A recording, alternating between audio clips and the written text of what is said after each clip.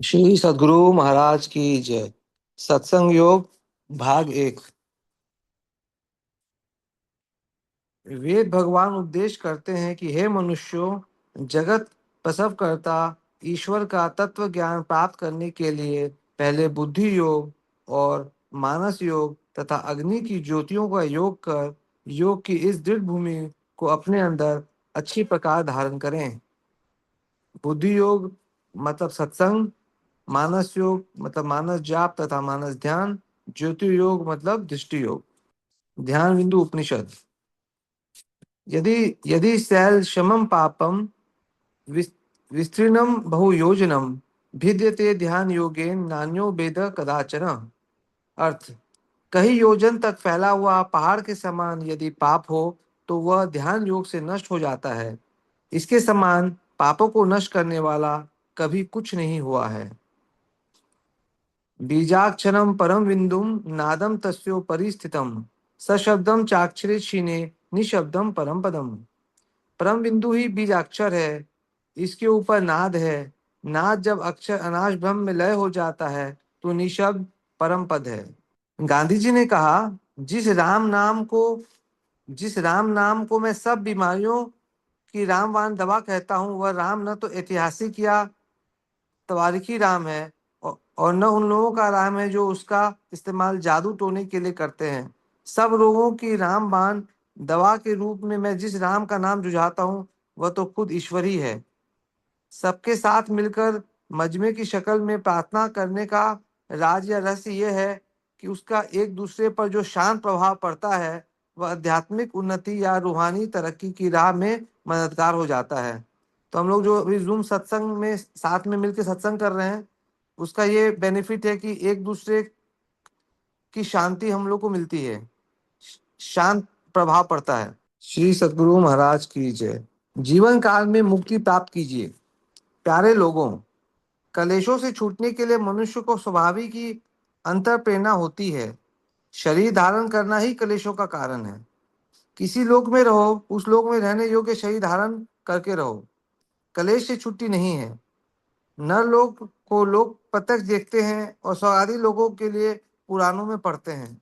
संतों ने कहा कि ईश्वर की भक्ति करो, ईश्वर को प्राप्त कर लो तो सभी शरीर से छुटकारा हो जाएगा, सभी लोगों से छुटकारा हो जाएगा और सभी कलेशों से भी छुटकारा हो जाएगा। इसके लिए ईश्वर का भजन करो। भजन करने के लिए पहले युक्ति भेद जानो, फिर उनसे मिल जाने का अभ्यास करो। यही योग और ज्ञान है। इसको दृढ़ता से जान लो कि ईश्वर की प्राप्ति देह युक्त रहने से नहीं होता है। आवश्यकता यह है कि एक शरीर को छोड़ो, फिर दूसरे को, तीसरे को, एवं प्रकार के सभी जड़ शरीरों को छोड़ो तो ईश्वर की भक्ति पूरी होगी। जैसे आप जगन्नाथ जाना चाहें तो रास्तों को, गांवों को, नगरों को छोड़े बिना वहां नहीं पहुंच सकते, उसी तरह सभी शरीरों को छोड़े बिना परमात्मा की पहचान नहीं हो सकती। योग के नाम से लोगों को डरना नहीं चाहिए, ज्ञान को भी अगभ्य न जानना चाहिए। योग मिलने को कहते हैं और ज्ञान जानने को कहते हैं। योग के बिना मिल कैसे सकते हैं और ज्ञान जाने बिना मिलेंगे कैसे? हम लोग सत्संग करते हैं, यह ज्ञान का उपार्जन है, और ध्यान करते हैं, यह योग है। योग चित्तवृत्ति निरोध को भी कहते हैं। आप लोगों ने सुना होगा कि हठ योग में बहुत आसन आदि लगाने पड़ते हैं। घर को छोड़े बिना नहीं होगा। जो पूर्ण वैरागी होगा, ब्रह्मचारी होगा, उसी से होगा। किंतु संतों ने ऐसा नहीं कहा। संतों ने कहा है हठ योग किए बिना भी ईश्वर की प्राप्ति होती है, किंतु हाँ, संयमी होकर रहना होगा। तब ग्रस्त रहो या विरक्त रहो, दोनों से होगा। संयमी होने का आशय है मित भोगी होना। तो इंग्लिश में उसको बोलते हैं मिनिमलिस्टिक। स्वल्प भोगी संयमी है। जो भोगों में विशेष आसक्त है वह भोगी है, उससे संयम नहीं होगा। दो तरह से संयमी होते हैं, एक गृह आश्रम से दूर रहकर और दूसरे गृह आश्रम में रहकर स्वल्प भोगी होते हुए गृह आश्रम में रहकर संतान विहीन रहे, घर विहीन रहे, ऐसी बात नहीं। संयम से रहें, अपना रोजगार करते रहें और संतान भी उत्पन्न करें। आप कहेंगे कि हम साधारण जन से ये संयम नहीं होता, तो आपको ऐसा नहीं कहना चाहिए। आपके यहाँ ऐसे बहुत लोग का इतिहास है जो गृहस्थ रहते हुए खेती करते करते, मुंशी का काम करते करते संत हो गए। कबीर साहब ताना बाना करते करते संत हो गए। आज कितना उनका नाम है, विद्वानों से पूछिए। प्रथम कक्षा से लेकर ऊंची कक्षाओं तक उनकी वाणी पढ़ाई जाती है। कबीर साहब ने दिखला दिया कि घर में रहकर अपना काम करते हुए भी लोग संत होते हैं। कबीर पंथ के लोग उनको गृहस्थ होना नहीं मानते, किंतु और लोग उनका गृहस्थ होना मानते हैं। खैर, जो भी हो, गुरु नानक जी गुरु नानक देव जी के लिए तो यह प्रसिद्ध है कि वे गृहस्थ थे। उनके दो पुत्र थे। श्री शंकराचार्य जी बिना गृहस्थ जीवन बिताए संत हुए, किंतु सर्वसाधारण के लिए कबीर साहब और गुरु नानक साहब का नमूना अच्छा है। आज भी मंदार पहाड़ के नजदीक श्री भूपेंद्र सान्याल जी बड़े भारी विद्वान मौजूद हैं, जो बड़े संयमी हैं और साधु संत से कम दर्जा नहीं रखते हैं। आज जो राधा स्वामी मत प्रचलित है, उसके लोगों भी गृहस्थ हैं। जो कोई कहे कि गृहस्थ से भजन साधन नहीं होता, तो जानना चाहिए कि वे स्वयं इसको नहीं जानते हैं, अपने नहीं करना चाहते हैं और न दूसरों को करने का उत्साह देते हैं। इसलिए सबको ईश्वर का भजन कीजिए और शरीर रहते ही, यानी जीवन काल में ही, उस परम पुरुष को प्राप्त कीजिए, मुक्ति लाभ कीजिए। संतों ने कहा है कि जीवत मुक्त सोई मुक्ता हो, जब लग जीवन मुक्ता नहीं, तब लग दुख सुख भुगता हो। संतों ने जीवन काल में ही मुक्ति की मान्यता दी है। संत दादू दयाल जी ने कहा है, जीवत छूटे दे गुण, जीवत मुक्ता होय, जीवत काटे कर्म सब, मुक्ति कहावे सोय।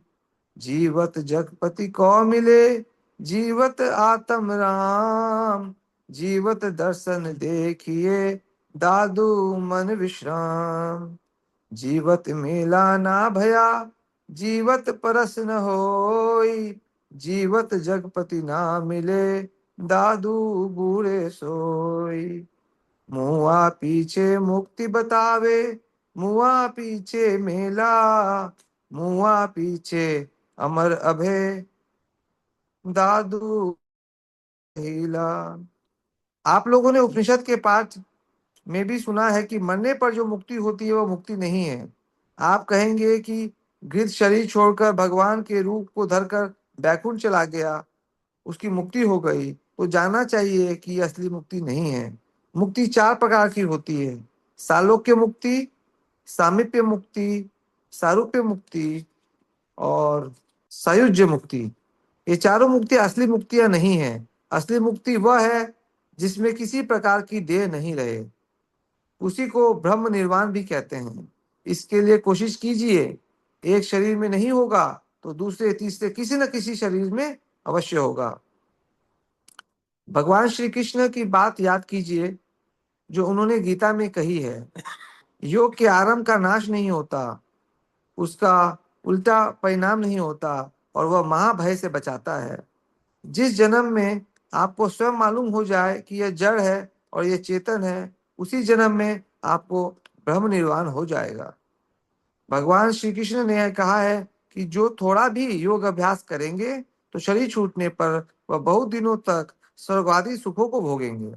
स्वर्ग सुख भोगने के बाद इस पृथ्वी पर किसी पवित्र श्रीमान के घर में जन्म लेंगे अथवा योगी के कुल में जन्म लेगा और पूर्व जन्म के संस्कार से प्रेरित होकर योग अभ्यास करने लगेगा और करते करते कई जन्मों में मुझको प्राप्त कर लेगा और मुझ में विराजने वाली शांति को प्राप्त कर लेगा।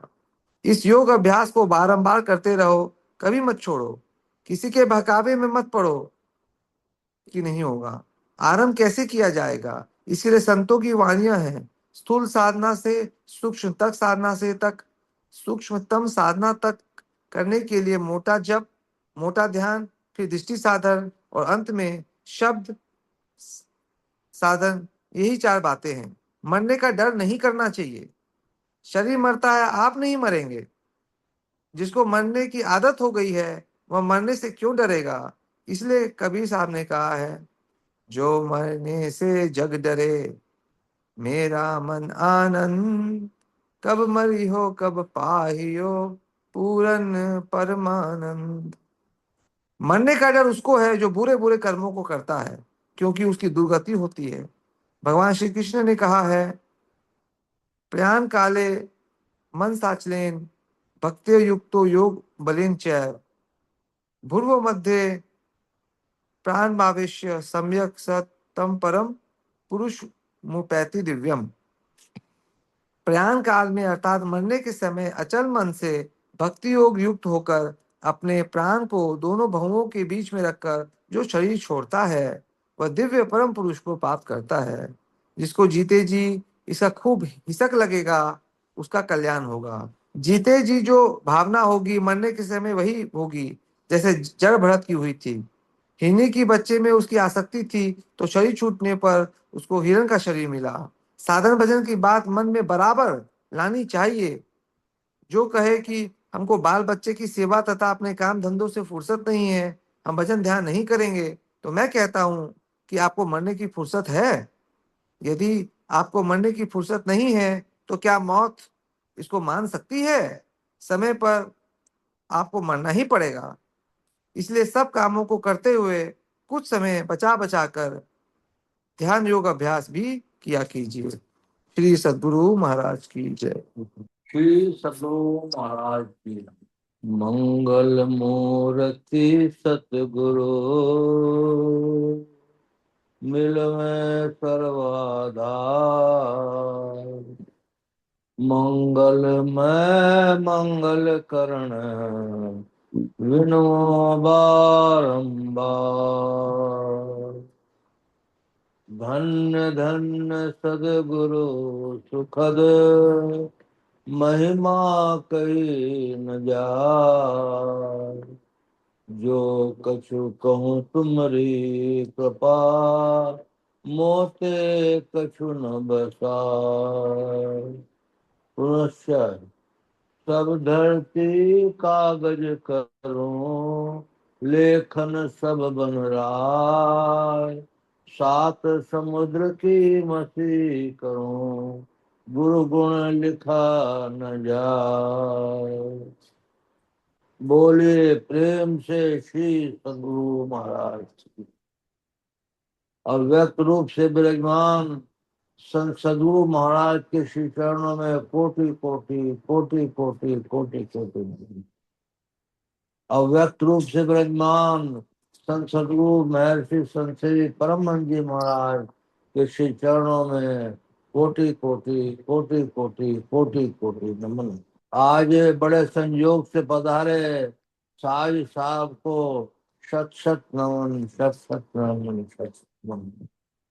अत्यंत भाग्यशाली सदात्माओं, आप सबको सहस्त्र सहस्त्र नमन सहस्त्र सहस्त्र। अभी पाठ हुआ, यदि शैल समम पापम विस्तीर्णम बहुयोजनम, गांधी जी का पाठ हुआ। ईश्वर को मैं सारी जड़ों की दवाई मानता हूँ। और फिर पाठ हुआ कि मुक्ति इसी जन्म में करने के लिए। हम लोगों की दिन में 14 इंद्रियों से बरतते रहते हैं। 5 ज्ञानेंद्रियां हैं, 5 कर्मेंद्रियां हैं, मन बुद्धि चित्त अहंकार है। सोने के समय स्वप्नावस्था में हम लोग मन बुद्धि चित्त अहंकार में बरतते रहते हैं और गहरी नींद की अवस्था में केवल चित्त में बरतते रहते हैं और तुरीय अवस्था में जीव जीव के साथ रहते हैं। ये 4 अवस्थाएं बहुत ही अच्छी हैं और 5वीं अवस्था में हम लोग तुरीयातीत में चले जाते हैं। हम लोगों का जीवन क्या है, पहले ये विचारना चाहिए कि मनुष्य का जीवन सर्वश्रेष्ठ जीवन है। इसके जीवन के लिए देवता लोग भी पछताते हैं, परंतु ऐसे जीवन को मिलने पर भी हम लोग उसका सदुपयोग नहीं कर पाते। हम लोग जीवन में हम लोगों को ईश्वर की पहचान करनी चाहिए। बुद्धि से पहचान तो कम से कम करनी ही चाहिए। गुरु की पहचान करनी चाहिए। और सत्संग योग में, सत्संग में तीन बातों की प्रधानता है: गुरु, ध्यान और सत्संग। ईश्वर को जानने के पश्चात ईश्वर क्या है? ईश्वर सर्वव्यापी है। ईश्वर हर एक जगह विद्वान है, विद्यमान है। ईश्वर सर्वेश्वर है। ईश्वर जो है 400 करोड़ ब्रह्मांड है, उन सब में ईश्वर समाया हुआ है। और ईश्वर आपके अंतर भी है। ईश्वर अंश जीव अविनाशी, चेतन सहज, सहज सुख राशि। हम परमात्मा के अंश हैं। ध्यान दीजिएगा इस बातों को कि हम परमात्मा के अंश हैं और परमात्मा में ही समाना चाहते हैं। जैसे वायु वायु का अंश है, जैसे इस घर में हजारों गुब्बारे रख दीजिए वायु भर करके, लेकिन जब तक वो गुब्बारा खोला नहीं जाएगा तब तक उसमें से हवा नहीं निकलेगी। हवा निकल करके वो जो रूप है इस रूप तक पहुंच जाएगी। जब इस रूप को नहीं तोड़ा जाएगा तो दूसरे रूप तक हवा नहीं जा सकती है।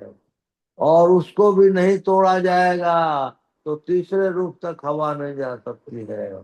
उसको भी नहीं तोड़ा जाएगा तो चौथे रूप तक हवा नहीं जा सकती है।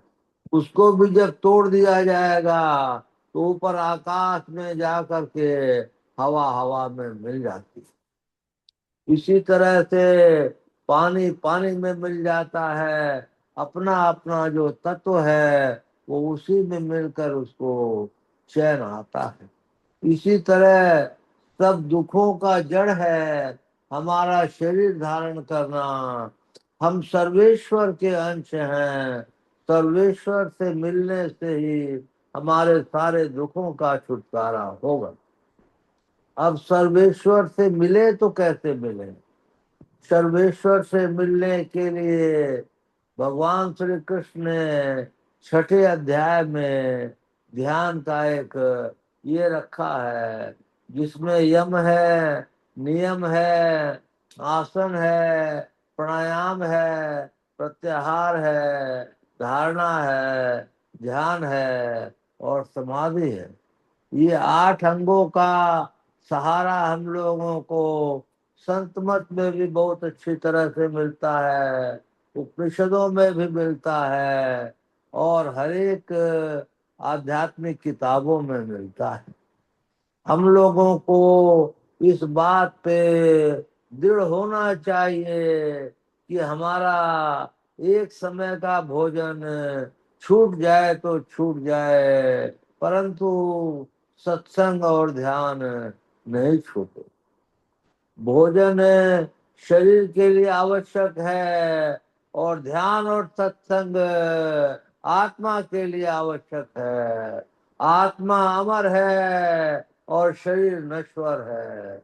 हम लोग करोड़ों वर्ष से इस संसार में रहते आए हैं। विभिन्न विभिन्न योनियों में हम लोग होते आए हैं, परंतु हमको याद नहीं है। भगवान को सारा कुछ याद है।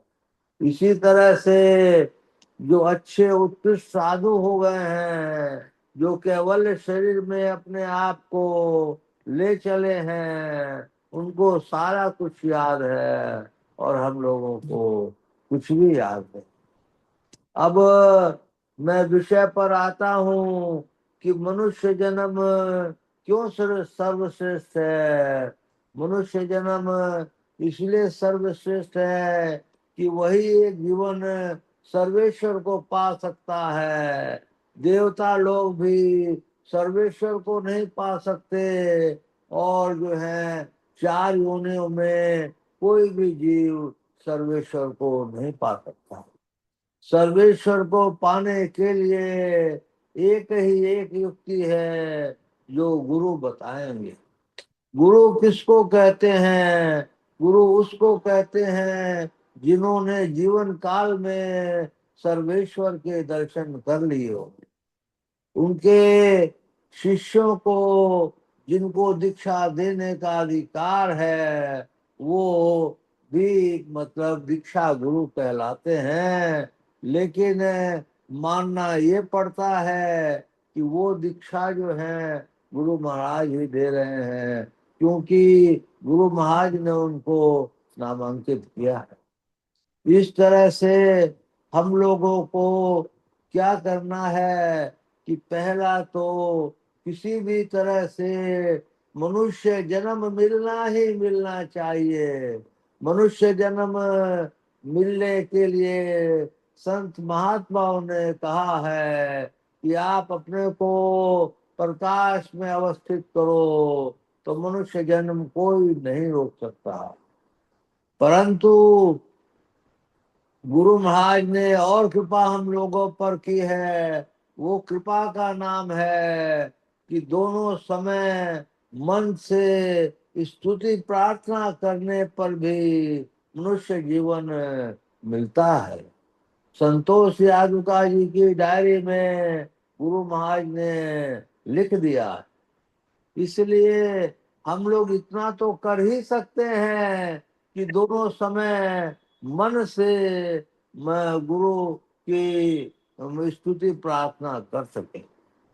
हम लोगों को जीवन में पार उतारने के लिए ध्यान योग है। ध्यान योग को आप लोग जानते ही हैं, परंतु यो जो 10वां द्वार है, जो तिल खिड़की है, इसमें अपने लोगों को जानना ही पड़ता है, जाना पड़ता है।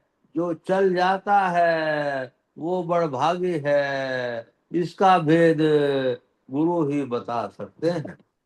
परंतु ये जान लीजिए कि जो अभी अभी सत्संग योग में आया कि आज्ञा चक्र पे अपने चित्त वृत्ति को, मतलब चेतन धाराओं को जो उठाकर वहां संग्रहित कर सकता है, वो बड़भागी है और वो दिव्य परम पुरुष को पाता है।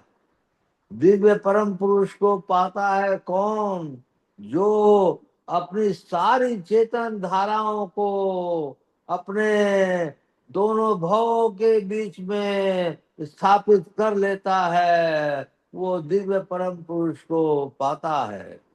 जैसे दूध में भिगोकर मक्खन निकाला जाता है और मक्खन ऊपर आ जाता है और छाछ नीचे रह जाती है, उसी तरह से जब हमारी चेतन धाराएं इस तरह से ऊपर आ जाए कि जो है शरीर का कोई भान ही न रहे और शरीर को कुछ भी हो जाए तो उसका एहसास भी नहीं होगा, तो उसको चेतन धाराओं को ऊपर लाने के लिए कहा जाता है।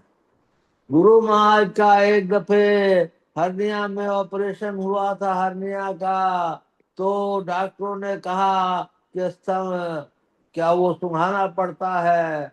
तो उन्होंने कहा देखिए मुझे तो गंध बर्दाश्त नहीं है। तो बोले ऑपरेशन कैसे होगा?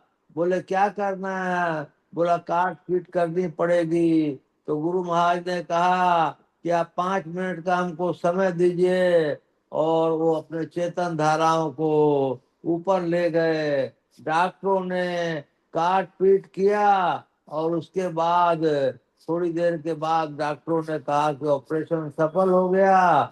वो अपने चेतन धाराओं को नीचे। बोलिए प्रेम से श्री सदगुरु महाराज की जय। मंगल मूर्ति सदगुरु मिलमय सर्वाधार, मंगलमय मंगल करन गिनबो बारंबार। धन्य धन्य सतगुरु सुखदा, महिमा कही न जाए। जो कछु कहूँ तुम्हारी कृपा, मोते कछु न बसाए। उपस्थित अव्यक्त रूप में सदगुरुदेव के पावन श्री चरणों में कोटि से नमन। व्यक्त रूप में आदरणीय परमानंद सम्मान्य समस्त विद्वत जन, संवेद समादरणीय सज्जन, आदरणीय माताओं, सब अपनी मति भानो।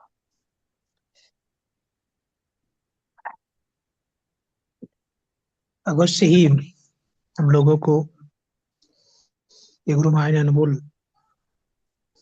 शिक्षा दी है। शिक्षा हमें ऊपर ले जाने के लिए है। इसको ब्रह्म विद्या भी कहते हैं लोग।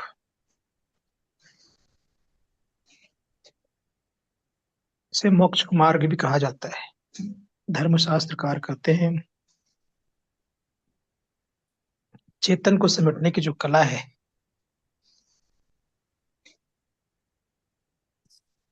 लोगों को प्राप्त है। अब रह गई समेटना है मुझे। समेटने के लिए गुरु महाराज कहते हैं मेहनत और प्रयत्न करना चाहिए। और एक होता है गुरु कृपा। कहा 3 कारणों से लोग अपने चेतन धारा को समेट सकते हैं। एक तो अति मेहनत, दूसरा गुरु कृपा, तीसरे पूर्वजन्म का संस्कार। पूर्वजन्म का संस्कार जिनके पास है उनके पास भी वक्त कम लगता है, उनको समेटने में वक्त कम लगता है। और गुरु कृपा जो तुरंत हो जाता है। और मेहनत रंग लाता है। संत महात्मा गण कहते हैं कि हर हमेशा हम लोगों को ख्याल करना चाहिए, दृष्टि की धारा को जोड़ने का प्रयास करना चाहिए। ब्रह्मा ने कहा दृष्टि युगल कर अंगुल द्वादश पर दृढ़ धरु ठहराई। दृढ़ता पूर्वक वहां ठहराना चाहिए। परिणाम क्या होगा? का प्राण से बंधन बंद हो जाए, मनो तजई चंचलाई, संगम पर संध्या में दबाई। प्राण से बंधन अर्थात श्वास पर श्वास की क्रिया जो होती है वो रुकती है। ऐसे भी चलने में श्वास की गति थोड़ी ज्यादा होती है, बैठने में कम, सोने में ज्यादा, और फिर भी ज्यादा चलता है एक जगह। संत पडोदास जी महाराज का बैठत 12 चलत 18 सोबत 30, अब मैथुन में 64 चले का भजियों जगदीश। श्वास गति तेज होने से हमारी आयु भी क्षीण होती है। जैसे कछुए की आयु 300 वर्ष के लगभग हुआ करता है, क्योंकि बहुत इसका श्वास गति बहुत धीमे धीमे चलती है। अजगर की आयु भी हजार हजार वर्षों तक हो जाती है। लेकिन वही जो अधिक चलने वाला प्राणी है, जिसकी श्वास की गति बहुत तेज चलती है, उसकी आयु बहुत ज्यादा नहीं होती है।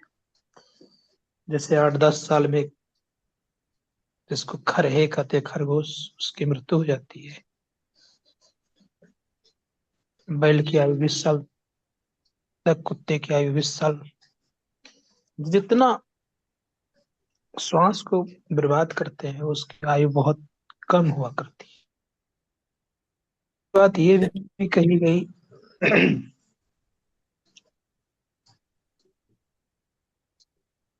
कि हम लोग को श्वास का बहुत ज्यादा कीमत है। संत कबीर साहब कहते हैं कि एक श्वास की कीमत इतना है कि वर्णन करना बड़ा मुश्किल है। महात्मा गण कहते हैं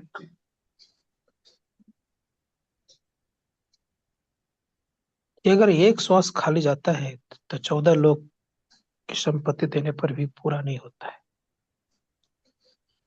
ऐसे महंगे मूल का एक श्वास जो जाए, 14 लोग पटना तरे का है धूल मिलाए। कितना महंगा श्वास हम लोगों को। इसलिए धर्मशास्त्र हमारे कहते हैं कि श्वास का सदुपयोग कर लेना चाहिए। श्वास श्वास में नाम सुमर ले, अवधि घटे तन की, जगत में खबर नहीं पल की। हम लोग का श्वास के आधार पर अगर सुमरण हो जाए तो कहना ही क्या है। गुरु महाराज कहते दिन बीतत जावे, आयु घटावे, भजो भजो प्रभु नाम। प्रत्येक दिन हम लोग की आयु घटती जा रही है। संतों ने कहा परमात्मा का भजन करना चाहिए। परम पूज्य गुरुदेव एक जगह और कहते हैं, छन छन पल पल समय सिरावे, नर्तन दुर्लभ है। समय बार बार हम लोगों का जा रहा है, छन छन पल पल घटता है, बढ़ता नहीं। इसीलिए प्रयास करना चाहिए हम लोगों को समय का सदुपयोग जीवन में हो। और समय का सदुपयोग तब होता है जब लोग परमात्मा को याद करते हैं। जब परमात्मा याद आते हैं तब वो समय आपका अपना होता है, बाकी सब समय बाद हो जाता है। लेखा की उघड़ी जब साहब आवे याद, वही समय आपके भाग में होता है जो कि परमात्मा को, जिस समय परमात्मा को याद करते हैं। बाकी का तो सब बाद से चला जाता है। इसीलिए प्रयास करना चाहिए हम लोगों को कि अधिक से अधिक हमारा समय हो। हम लोग अधिक से अधिक संसार को समय देते हैं, वो हमारा समय नहीं था। इसीलिए ख्याल करना होगा कि हम लोगों को चेतन समेटने के लिए अधिक से अधिक समय लगाएंगे कि मेरा अपना समय होगा। अपने समय में ही हमारा आपका ज्ञान होना चाहिए। ऋषि मुनिगण कहते हैं कि अपने समय को समझिए।